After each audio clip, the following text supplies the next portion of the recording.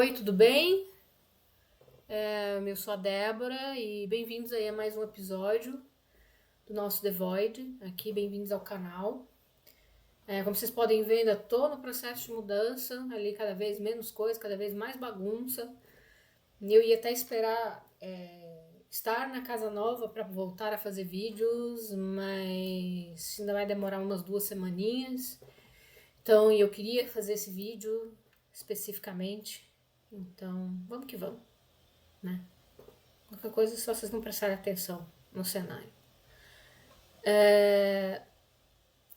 Eu queria começar esse vídeo lembrando de um pensamento, de uma ideia que sempre vem, sempre roda nas redes, né? Ele é bem conhecido aí no universo da cultura geral. E aí tem muita gente que compartilha, né, esse vídeo, esse pensamento que é esse aqui. Né? A gente não vê o mundo como ele é, e sim como nós somos. Né? É uma ideia bem significativa, ela é bem profunda. Dá pra gente ter uma discussão bem interessante sobre ela em vários nichos da vida e da sociedade. Né? E aí eu quero começar esse nosso episódio aqui com uma história minha, que eu tava pensando esses dias, lembrando disso, sem nenhum problema. Mas eu acho que ela ilustra um pouco o que quer dizer. Quem me conhece, quem convive um pouquinho mais comigo, sabe que eu sou super alérgica. Né? Nasci já com um monte de alergias, eu tenho muitas alergias até hoje, alergias alimentares, tópicas, aquelas de pele, respiratórias, não posso produtos, roupas, enfim. E hoje eu consigo conviver bem, eu tenho uma qualidade de vida com as minhas alergias, aprendi a trabalhar com nutricionista, com alergista, dermatologista, todos os istas possíveis aí para ter uma qualidade de vida, e eu lido bem, relativamente bem com isso, dadas suas proporções, né? Porque acaba que a gente tem algumas limitações, não posso comer várias coisas, né? Não posso vestir determinado tipo de roupa, acessórios e tudo mais. Não posso ter alguns tipos de atividade, mas isso é papo para um outro dia. Mas eu queria entrar na história aqui, hoje, que quando eu era criança era muito pior. Né? Eu era muito mais sensível, muito mais alérgica. E uma das alergias que eu tinha, surprise, surprise, para a alegria de qualquer criança, era que eu não podia comer chocolate. Hoje eu posso comer, tá? Minha fase adulta, eu posso comer. Não posso comer muito, não poderia jamais ser aquela pessoa chocolatra que se acaba comendo chocolate, mas posso sim comer um chocolate ou outro e tal. Até por não ter tido esse costume de comer enquanto era criança, não tenho essa necessidade, essa vontade de comer um chocolate, essa coisa assim. Né? Eu gosto, acho, acho muito gostoso e tudo mais, saboroso, mas não tenho essa fixação. Né? Mas respeito o chocolate, né? Ódio ao cacau, né? Eu acho incrível aí tudo que é possível ser feito com ele e tal. Mas enfim, o fato é que quando eu era criança não podia comer mesmo, né? Me dava urticária, me dava manchas na pele, era tudo. Então vamos evitar, não vamos dar chocolate para a Débora. E aí tinha sempre aquela questão, eu tenho um irmão mais velho, né? 3 anos mais velho, então quando a gente era criança tinha essa questão, né? Imagina, eu com 5 anos, ele 8, eu com 8, ele 11, então era. E aí tinha sempre essa questão da Páscoa, né? Onde quando todo mundo ganhava ovo, aquela coisa toda, e parece uma bobagem, né, o que eu vou dizer, mas quando a gente é criança essas coisas fazem diferença, né? E aí obviamente que tinha a questão de dar ovo de Páscoa pro meu irmão, para mim, meu pai dava para minha mãe dava pro meu pai, pra gente. Eu tenho uma irmã que é muito mais velha, então às vezes ela também vinha, trazia ovos para todo mundo e tal, mas como ficou estabelecido que a Débora não pode comer chocolate, Então sobrou para que eu ganhasse sempre ovos de chocolate branco. Não sei se vocês sabem, acho que a maioria sabe. Chocolate branco não é chocolate. Ele é um derivado do cacau, né? Mas ele é mais a manteiga do cacau, né? Sem desmerecer a qualidade que o chocolate branco pode ter. Mas eu nunca gostei de chocolate branco. Nunca gostei. Menos ainda porque, como era por um fator limitante, né? Uma situação na qual todo mundo estava ganhando o chocolate de verdade e eu estava ganhando ali um mock-up, um placeholder, eu gostava menos ainda. E gostava menos ainda porque eu tô contando aqui a história de um momento que se passa ali entre final dos anos 80, anos 90, tá? Sim, a tia aqui é dessa época. Então, quem for dessa época vai lembrar, quem não for, eu tô situando. E nesse momento você tinha 3 fábricas de chocolate no Brasil, que eram as 3 grandes marcas nacionais de chocolate. E que faziam um chocolate branco horrível, que era puro açúcar e leite e um pouquinho de gordura de hidrogenada de manteiga de cacau, ou sei lá o que era aquilo. Então, para mim, chocolate branco sempre foi muito enjoativo, muito ruim, e eu ganhava todo ano ovo branco, ovo, né, aquele ovinho lá. Não comia, né, ficava puta. Alguém acabava comendo, porque ele ficava ali, quebrava o ovo, ganhava, às vezes vinha ainda dentro, né? Não era muito comum ainda, tá?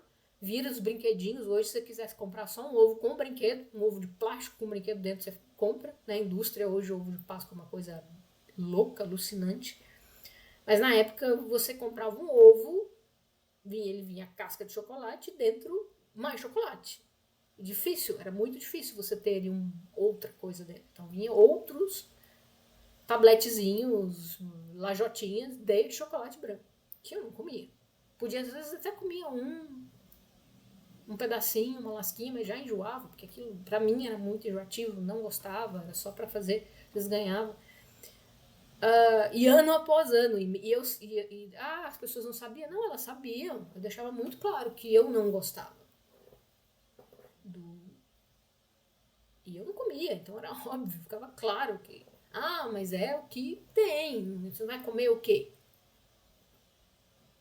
Né? E aí a história que eu vou contar aqui, ela se passa quando eu tinha uns 9, 10 anos.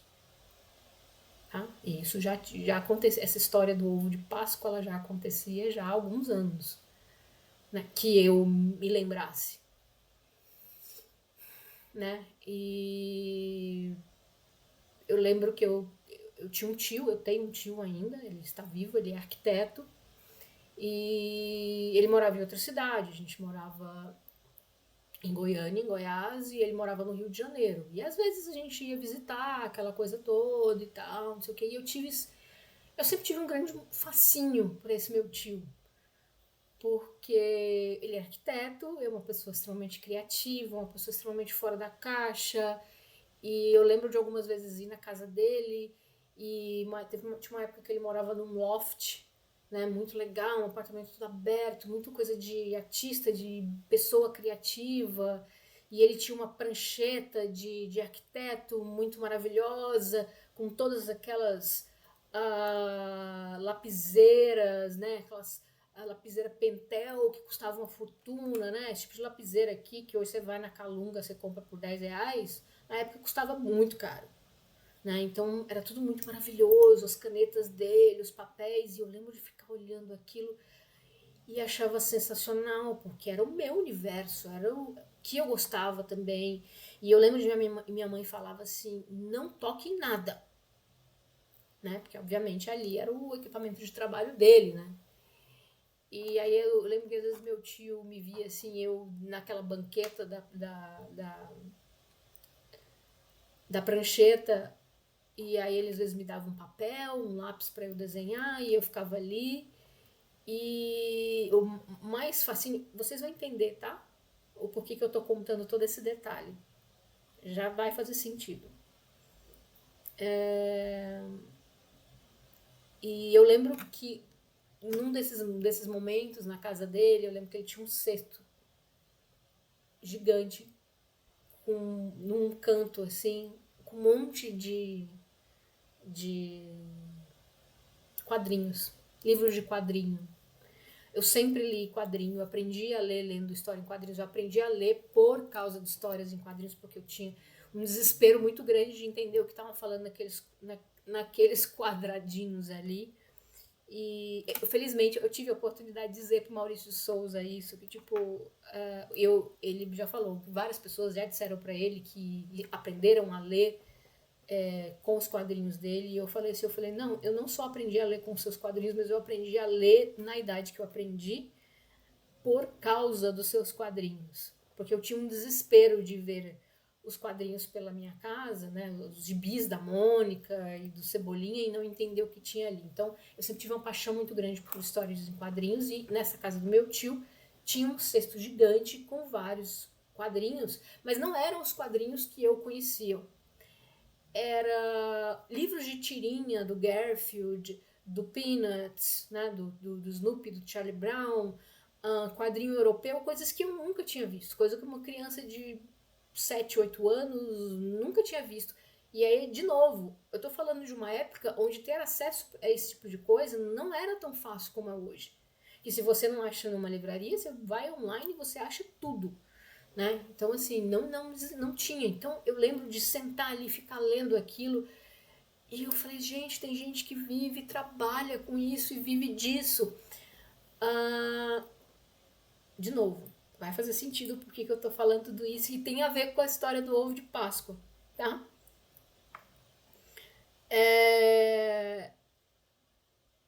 E eu ficava ali e eu lembro dele às vezes observar, ele, lê esse que tem uma história muito legal, e aí eu lembro até hoje, eu compro muito às vezes porque eu leio e eu lembro daquele momento, e eu tenho várias coleções ainda relacionadas a isso, porque foi algo que marcou muito esses meus anos formativos, como uma pessoa que tinha um lado criativo e queria desenvolver esse lado criativo, né?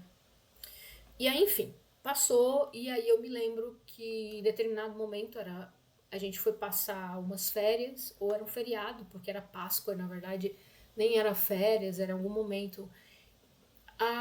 Lembrei agora, era batizado do meu primo, esse meu tio ele tinha se casado pouco tempo antes, e era batizado do meu primo, que os meus pais iam ser madrinha e padrinho. Meu priminho ele tinha 3 aninhos e ele ia ser batizado e os meus pais iam ser os padrinhos. E aí a gente foi pro Rio, ficamos, e aí ia coincidir com a Páscoa. E eu lembro de todo mundo fazendo ali, como era o primeiro Páscoa que ele ia lembrar, né? Ele era muito novinho, aí fizeram aquela brincadeirinha de fazer os pezinhos do coelho pela casa, para ele ir buscando os ovos e tudo mais, e fizeram aquela festa, uma criancinha pequena. Eu achei aquilo fofo, achei legal, achei bacana. E aí no final, depois que ele achou todos os ovos, a festa era pra ele, e aí todo mundo foi trocar os ovos, né? Os meus pais compraram, não sei o que, tudo mais. E aí, obviamente, que aí meus pais, lá vem o ovo branco para a Débora, que não come chocolate branco. Certo? E aí esse meu tio, ele me veio, e aí ele me deu, ele falou assim, não me lembro se foi exatamente com essas palavras, mas o sentido foi mais ou menos esse, de que como você não come chocolate, eu estou te dando algo que vai ser mais útil para você. E aí ele me deu uma caixinha de lápis de cor, sabe aquela caixinha pequenininha de lápis de cor com 12 toquinhos assim, que a gente dá mesmo para criança, para ela pegar? Daquela marca, mais fuleira mesmo, tá? Aquela marca brasileira que todo mundo usa e compra pra escola, pros filhos mesmo. E um bloquinho de desenho. Pequenininho também. do mesmo tamanhozinho. Ele me deu aquilo. E aquilo me tocou. Eu nem soube como expressar. Eu só fiz, tá, legal. Eu estou falando de uma criança de 10 anos, 10, 11 anos, eu não me lembro exatamente o ano. Tá. E eu falei, tá, legal. E deixei muito claro que eu tinha ficado espantada e feliz e agradeci e eu senti uma sensação que eu não entendi o que era naquele momento. E que eu fui entender depois de muitos anos do tipo, esta pessoa me vê. Esta pessoa me enxergou. Ela fez um esforço ou ela tem uma sensibilidade mínima para enxergar o outro além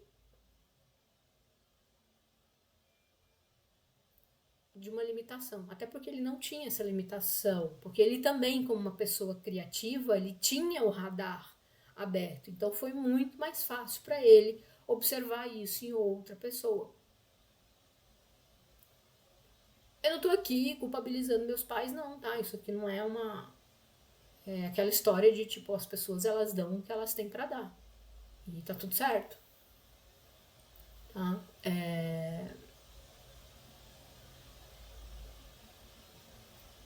E a questão de todo esse fascínio que eu tinha por essa vertente criativa que ele exercia, na qual ele trabalhava, né? E o fato de ele me ver também como uma pessoa ligada de alguma forma àquele mundo me comoveu profundamente, de uma maneira que eu nem soube externar naquela idade. Não sei nem se ele se lembra. Hoje ele já é bem idoso. Mas eu espero, se algum dia. Eu cheguei a contar pra ele uma vez, depois já adulta, e disse pra ele que, tipo, aquele momento onde ele me dava aquela. E me colocava pra ler, foi o que me fez buscar esse viés criativo, de trabalhar com criação, de buscar esse mundo, né? E aí ele, legal. Como o tio diferentão que ele é. Então é isso. A questão tipo, a gente vê o mundo de acordo com as nossas limitações. Os meus pais, eles jamais iriam me enxergar. Assim, naquele momento. Houve uma evolução, tá? Mais pra frente eu posso contar outras histórias. Houve uma evolução nessa relação aí até certo ponto. Mas naquele momento, não. A gente precisa cumprir uma obrigação aqui de tem que dar ovo de Páscoa para as crianças. Então vai. Não, você pode dar outra coisa. Né? Ela não vai, não é para ela, não faz o menor sentido. Né? Não precisa ser uma grande coisa, não precisa ser um. Né? Mas, tipo, enxergue aquela pessoa. Enxergue o que ela precisa. Tente sair da sua zona de conforto, né? E aí é que entra a questão das nossas limitações, né? Que elas acabam sendo muito confortáveis, né? Por isso que hoje a gente ouve muito a questão de tipo a minha verdade, a sua verdade, né? A minha visão de mundo. A visão de mundo nada mais é como a forma como a gente interpreta e entende a realidade. E aí ela é moldada por diversos fatores, cultura, educação, experiências pessoais, nossas crenças, nossos valores, né? Tudo aquilo que está... por exemplo, você imagina duas pessoas aí olhando para uma mesma obra de arte. Vamos pegar aqui a nossa amiga, que se vocês digitarem lá no Google ou Wikipedia, faça esse exercício. digitem lá arte. Vocês vão ver que o sinônimo de arte vai aparecer a Mona Lisa. Você pode achar o que você quiser achar da Mona Lisa. Mas ela é hoje, na nossa cultura global, um sinônimo de grande obra de arte. Então imagina duas pessoas olhando para essa obra.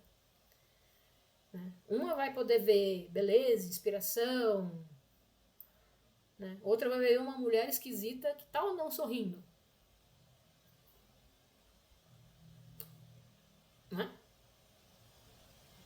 Uma vai poder ler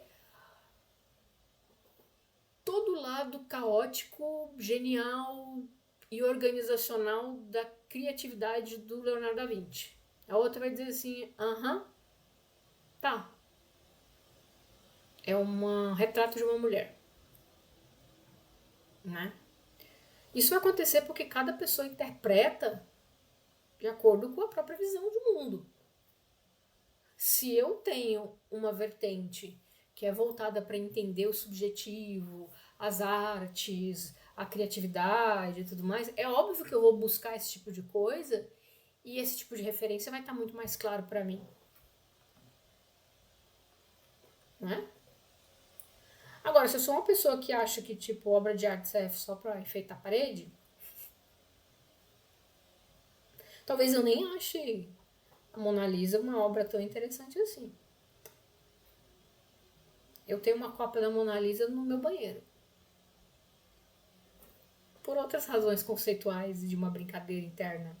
Mas eu acho ela uma obra relevante.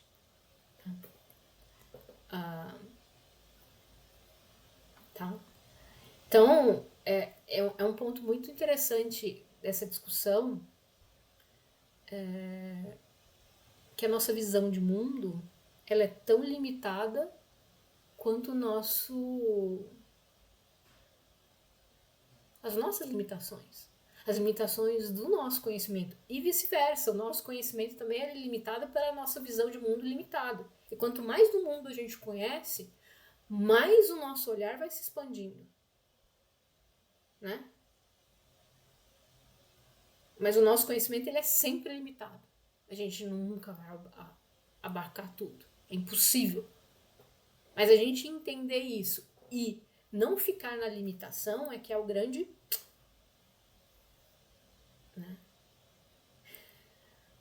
Por exemplo, deixa eu ir aqui para um outro lugar. Os nossos sentidos têm limitação. A gente não consegue ver luz ultravioleta, ouvir sons de alta frequência. E a gente entende isso. E a gente modula tudo em relação à nossa limitação. Certo? Então é isso. Da mesma forma, a nossa compreensão intelectual ela também é limitada. E a gente acaba modulando tudo em relação à nossa limitação. Só que diferentemente dos nossos sentidos, diferente em termos, porque a gente também pode treinar os nossos sentidos. A gente pode treinar o nosso paladar para ele ser mais aguçado, para poder experimentar outro tipo de comida, para sentir cheiros de uma maneira mais requintada, para observar as coisas com um olhar mais crítico, com um olhar mais analítico. A gente também pode expandir a nossa visão intelectual. Embora a gente tenha que entender que a gente não pode conhecer tudo de todas as áreas do conhecimento, a gente também não pode se limitar.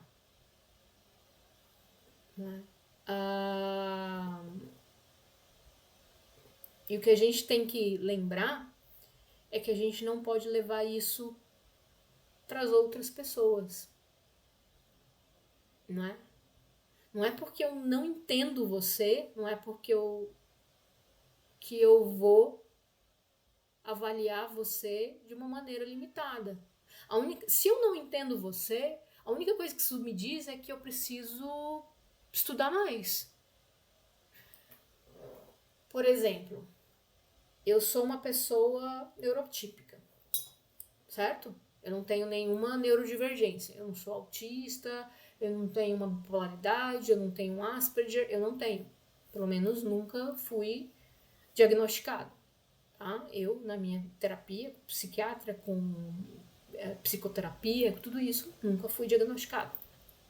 Tenho alguns outros diagnósticos, mas não esse. Não esses, de neurodivergência. Se eu me coloco numa posição,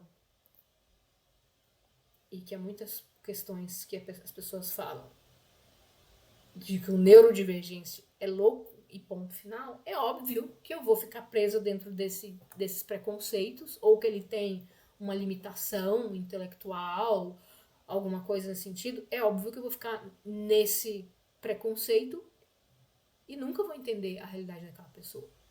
O que acontece é que aquela pessoa, neurologicamente, ela tem algumas conexões diferentes das outras, que são melhores em alguns pontos, talvez falhem em alguns outros, né? As conexões, elas se fazem de uma maneira diferente, por isso que se chama neurodivergente, porque ela diverge do típico, do padrão, né? E aí, o que eu tenho que fazer para saber lidar com essas pessoas? O que eu tenho que eu tenho que estudar. Eu tenho que entender o que é. O que é um Asperger? O que é um TDAH? Ah, tá. É isso. Da mesma forma, se eu tô olhando uma obra de arte, mas por que que esse cara aqui usou essas pinceladas dessa forma? Ah, porque ele quis? Só porque ele quis? Só porque do gosto pessoal dele ele achou que era mais interessante? Eu tô exemplificando aqui com essa obra específica aqui do Van Gogh, porque o Van Gogh ele era uma pessoa extremamente neurodivergente e tinha várias questões e foi muito mal interpretado na sua época. Não que eu apoie toda essa exploração que hoje a mídia faz em relação às obras dele, tá? Eu não apoio esse tipo de coisa, eu tenho uma visão muito particular em relação a isso. Eu acho que todos os artistas têm seu valor da história da arte, mas se você tiver que valorizar um artista, valorize um artista vivo, que tá aí passando fome, fazendo arte incrível. Van Gogh ele já morreu. Tá? A obra dele era incrível, ninguém valorizou ele em vida. Não seu irmão e mais 3 que não compravam a obra dele, mas tipo, achavam ele legal. Valoriza um artista que você conheça, que realmente aí esteja com dificuldade de pagar as contas, mas que você acha do caralho o trabalho. Valoriza esse tipo de artista. Mas não entendo o trabalho, então vai estudar. Para entender, vai sair da sua zona de conforto, vai aprender alguma coisa, vai expandir o seu universo para que você possa entender melhor o outro. E para que as suas avaliações sejam menos preconceituosas e para que as suas interações sejam mais ricas. Existe uma corrente filosófica, e essa eu me baseio muito, que é o maximalismo. Já explico. Eu acredito muito no minimalismo físico. A gente precisa de muito pouco para viver, na verdade. Né? E a minha vida tem me mostrado isso cada vez mais. A gente precisa de bem pouco para viver e para ser feliz. A gente acha que a gente precisa de um monte de coisa, a gente não precisa. Mas ao mesmo tempo eu sou maximalista no sentido de que eu sou aquela pessoa que acredita que mais é mais. Quanto mais você souber, quanto mais você aprender, quanto mais você estudar, quanto mais você criar, quanto mais você fizer conexões, melhor para você, para as pessoas que te rodeiam, para suas relações, sejam elas pessoais, profissionais, e para o mundo. E aí, já que aqui a dificuldade é sempre, né? Como eu posso levar isso para a vida prática, né? E todo mundo quer o emprego, quer... Situando no universo do mercado de trabalho, né? Como é que um gestor, vocês que são gestores, podem avaliar a qualidade de um trabalho de uma pessoa, o valor daquele profissional, se eu não sei o que aquela pessoa faz? Aí corre naquilo que a gente sempre tá vendo aí, né? Os vieses, né? E aí as pessoas que buscam os trabalhos, elas já sabem disso, então elas tentam se encaixar nesses vieses, nesses preconceitos. E aí você começa a criar uma coisa cíclica, né? Quem busca errado, porque não sabe, não quer aprender, porque se coloca na posição de que eu já sei tudo, né? Em vez de achar assim, eu estou em processo de construção, se eu quero pessoas diferentes junto comigo,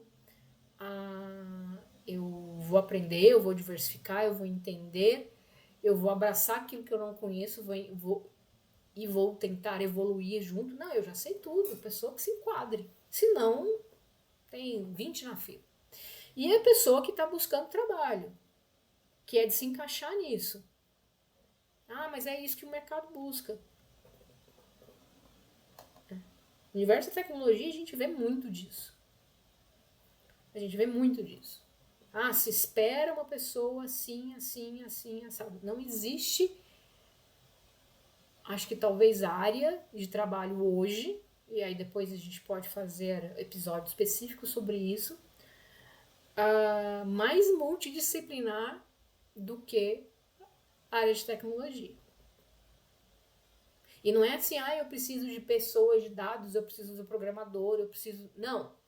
Você precisa de pessoas de exatas, você precisa de pessoas de humanas, você precisa de pessoas de biológicas, você precisa de pessoas de todas essas áreas. A pessoa do direito, a pessoa da filosofia, a pessoa da arte, a pessoa da engenharia hardcore, a pessoa da robótica, a pessoa da medicina.